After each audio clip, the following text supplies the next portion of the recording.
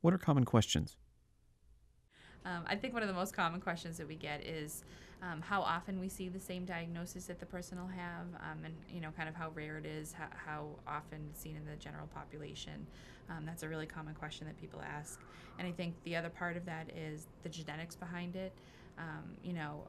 How much are their children going to be at risk as far as the patient going on to have children themselves, or children of the parents.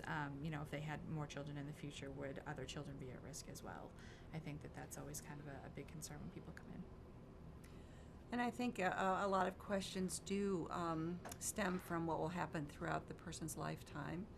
I think, we get a lot of questions about what can they participate in, what will school be like, can they play sports, can they do gym class.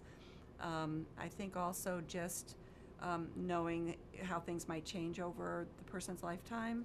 Is it going to go away at some point? Will I always need treatment? Those kind of questions. Um, Sometimes we'll get children who have had a lot of treatment early in life, and then the parents want to know, is this going to come back when they're a teenager and they're going to have more done? And we tend to, talk about that a lot, just because we do expect that over their lifetime things will change. Treatments might change.